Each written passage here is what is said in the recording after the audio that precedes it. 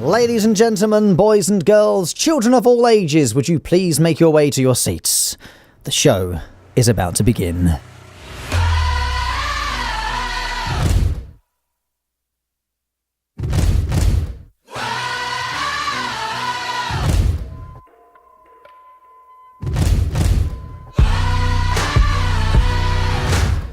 From the four corners of our county, they gather in village halls, in function rooms above pubs, and theatre rehearsal spaces alike. They're made up of chip shop owners, tapestry restorers, lumberjacks, and those people who put up posters at bus stops. Not the illegal ones, like the legitimate ones. Have you ever seen them?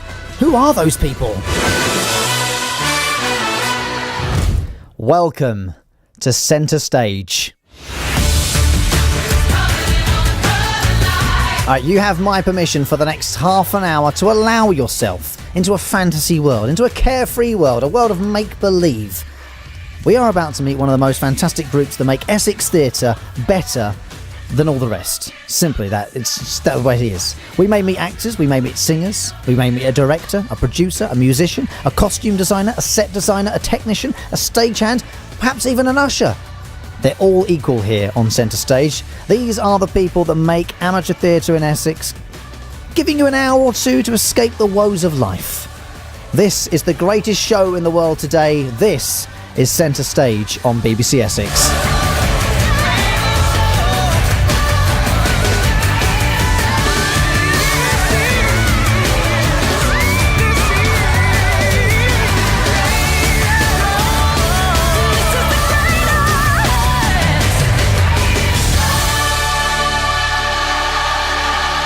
And this afternoon we welcome to Centre Stage Southend Drama Society, who are performing Season's Greetings at the Palace Theatre from next Wednesday. So, let's get to know them. Getting to know you, getting to know all about you.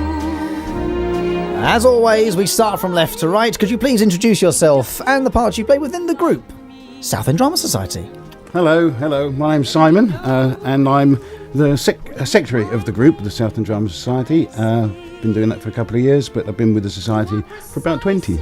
Superb. So have you got a part to play within the actual show itself, Simon? I do, yes. In this coming play, yes, I play Bernard. Ah, okay. Well, let's investigate Bernard's character a little bit more in a while. I want to talk to you about your theatre life, yes. Because everyone comes with slightly different stories, but there's lots of similarities I've found with all the people that have come into the studio to join us at Centre Stage. They've all got that. They all have the same sparkle in their eye, the love of theatre, yes. the love of wanting to perform for others. But they've all come from ever so slightly different sort of avenues and angles into getting into it. So how did it all start for you? How did you get into theatre? Well, I've at school, I suppose, really. Plays at school. Yeah. I remember. Did you study drama at all at school? No, didn't study it. It was extra curriculum. Yeah. Or curricular, I think probably is the word. Whichever one to do, that's fine by me. That's it. But we used to put on, Shakespeare and other plays, and So it started there, and then... Do you remember the first one? Do you remember what you did first? Oh, no, I don't think so. It was probably... It wasn't like something specific came along and you thought, I really fancy going. Twelfth Night or something like that. Yeah. No, it was just, we used to do the school. And then when I left school and started work, I joined a drama society in Loughton. Oh, okay. Yes, that was... we used to rehearse in the Lopping Hall, which was upstairs. Yeah. That's obviously you found a love for it then early doors in school. That's right. That you wanted to carry it on outside of school. Yeah, so did a lot of plays with the Loughton group, and then when I moved down to Leigh-on-Sea, I looked for a drama group there because I wanted to carry on my hobby. Yeah, because things happen, life changes, and you have to move for work and all other reasons, because you want to move, and I think that's what's.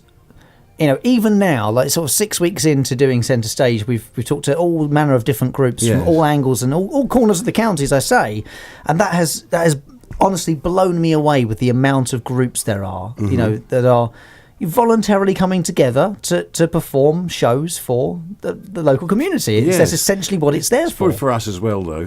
Yeah, no, of course it is. Yeah, it's absolutely as much for the people who's in the group as it Yeah. is for those who come to see the shows as well, because it's a creative outlet. Not everyone's musical, not everyone's academic. Yeah. We don't do music.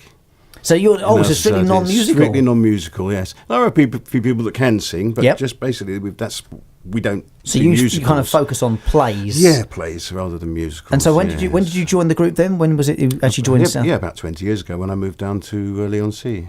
And Yeah. you were consciously on the look for then a group. for a drama society to join. Didn't fancy sort of thinking, I'll take a break for a year or so. Oh, I have had a hiatus for a while. Yes, when I used to work away, so couldn't make the rehearsals in the evenings. But I came back, so it's something which is always there. It's been there since 1950. The society. The group's been around for a long time, hasn't That's it? right. I just wondered, did the sway of where you moved to was that affected by the fact that there was a drama group to go to? Oh no, I don't think so. No. I'm going to find someone eventually that moved house just to join a group. Specifically to join a particular definitely. group. No. There's going to be someone. I'm going to find you. I tell you, if you're out there, I will find you. That wasn't. So what do you enjoy seeing then? Like you've obviously you joined the Southend Drama Group and you do dramas, you do plays. Yes, sure. Less of the musical stuff in that sense. So what is your kind of thing to see? What's the best thing you've seen? On an amateur stage or anything, anywhere. I see. West End, Broadway. I don't mind wherever you. I went to see the curious incident of the dog in the night time. I saw it in London, and again when it came back to Southend at the Cliffs recently. That was. To kind of defy your expectations. Production. Yeah, really good. And was there anything that you've seen that you really looked forward to that didn't quite live up to it? Yeah. We really do try to put on a good show and do it as best as we possibly can. We are amateurs. Of course we are. But people are paying for the tickets. Yeah. And it's important, therefore, I think, to give them as good a show as you possibly can. Yeah, of course. We make sure the sets look right. We use the Dixon studio. The Dixon studio, the Palace, the Palace. We have actually put on a production before, a couple of them, in the main Palace. It's a beautiful room, isn't it? Oh, it's a wonderful. The Dixon studio is lovely as well. It's a lovely space, but it's a nice little black box. But it's perfect to make whatever. Oh you yes, want exactly. It's a blank canvas. Whereas the Palace Theatre main stage is. It's tremendous. Yeah, it's like stepping back in time, isn't it? I learned only last week, I think it was. That's the steepest stage. The rake. Yeah. The rake, yes. When you put a setup on there, you have to have flats which are wedged. In other words, they're not the same depth at the front. It's the steepest. They just fall over. Is that what the technical term is? The rake of the stage. The rake of the stage, yes. Is the steepest in Britain. It is.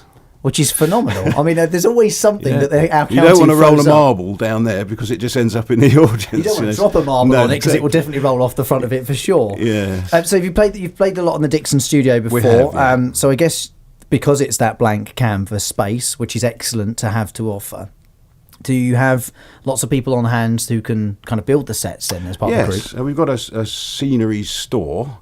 Well, I suppose container really on a farm out in the wilds of Essex that we put flats in, and we put stairs and rostra, heavy rostra, and yes, as we've got a few people who are very, very keen on doing that sort of thing, so they'll build the sets. And those people are just as important as very playing much the so. parts, aren't they? Every play needs actors, and most people want to act. Yeah. But stage management's really important. Without stage management, you can't put a show on. Without people to build the set, you can't put a show on. Yeah. Without people to operate the lights and the sounds and all the things that go to make up all the little parts of it. The thing is, you've got to have someone to hand some leaflets out and put some posters up around the town as well. So things like that matter massively. Do you have a good solid group at Southend Drama Group? It's very good and solid. It's not as big as we'd like though.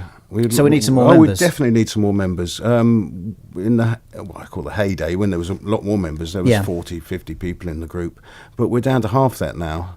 And I definitely, if this can be some sort of recruitment drive, I'd be very happy. Absolutely, that's exactly that. It's one of the key things I wanted to get out of it. Number one, obviously, I want to meet as many people who work in amateur theatre and the professional side as well across the Essex. And we have lots of professional sort of companies come in and do shows for us, and that's brilliant because it gives us such diversity. But I wanted to meet as many people involved in it as possible to try and find out exactly where it's going on, where it's happening, because there are going to be And I'm hoping this aims a lot, at some students as well. Those in sort of maybe doing GCSE drama or A-level, things like that. Yes. Any students listening at the Essex University this afternoon? Best uni in this country, by the way. Can we just give them a mention for that? Number 1 university in the country. That's right here in Essex. There'll be people who want to pursue this beyond an educational level, and amateur theatre is exactly, there are people bang on about things like internships and work experience for the working world in general. Mm-hmm.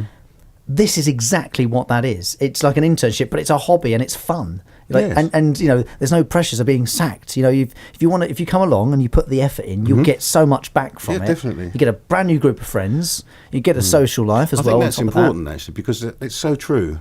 We are friends. Yeah, it's like a friendly society. We are friends together. We go, not all the time, but we're not always in each other's pockets. But we do socialise. We have what's called friends and family events, where we get friends and family on and put on a special little show for them. Anyone can get involved in that. We write our own stuff sometimes for those. It's so we do that. We have fundraising events for us, but also for charity as well. Yeah, treasure hunts and.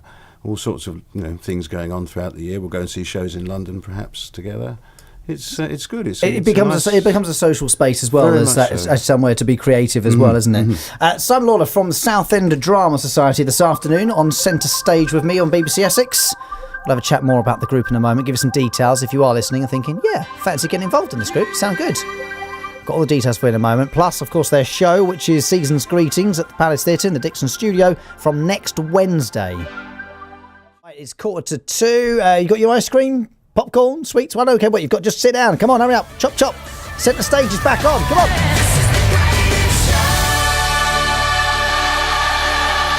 Yep, we are Centre Stage this afternoon, as we are always at 1:30 through to 2 o'clock. We're meeting another group from the county that make Essex theatre better than the rest, and today it is Southend Drama Society, and I'm very pleased to have Simon Lawler in the studio this afternoon, secretary of the group, but also actor as well. So, Season's Greetings is the show that you've got coming on next. Before we touch on that quickly, you were talking about Blackadder to me a minute ago during the travel. I was, yes. Because you're the first group to have done an amateur production of Blackadder ever. Yes, ever. Mm-hmm. Has anyone done it since? I don't know, but we were definitely the first. So how did that happen? Well, there was a chap in the society at the time called Rick, and he was just a very good mimic, and one of his specialities was Rowan Atkinson in all his various guises, but particularly Blackadder.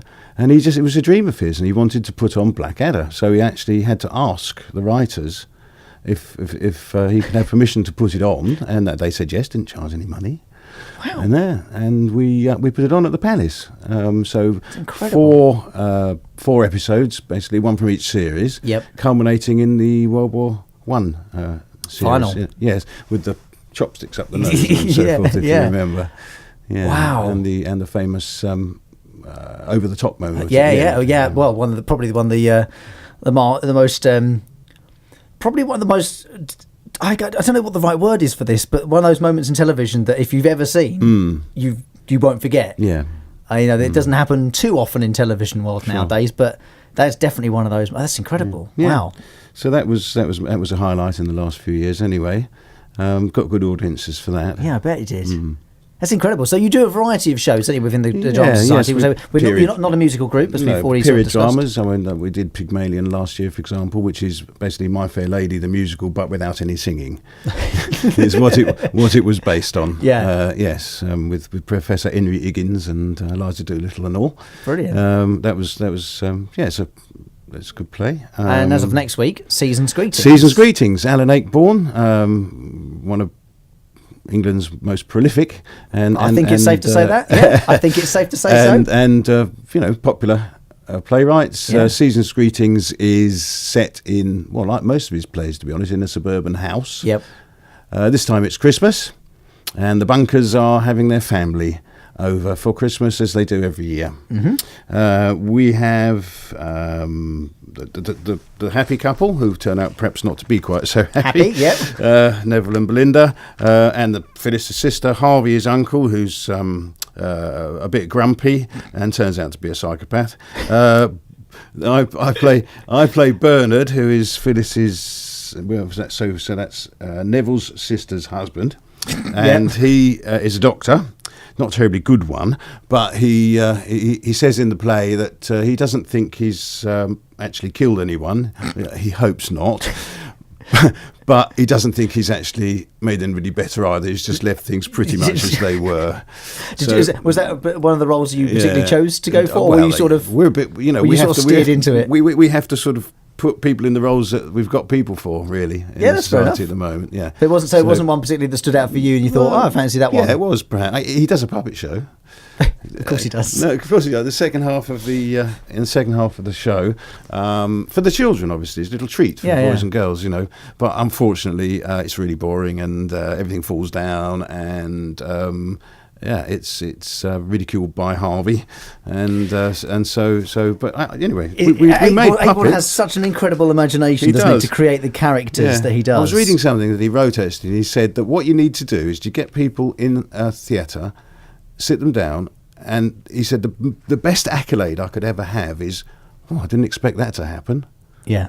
I didn't know that was coming next. Yeah. And I think that's the point. He always tries to put twists in there and make it therefore entertaining, I think. Yeah, because therefore you have to kind of go and see it to make sense of it all. Because even just the description of some of the characters you've given us there, you think, how on earth do all of these people, interact live with together? Live together. Yeah, there's a visitor comes along as well, who's a young man, and the mistress of the house rather takes fancy to him.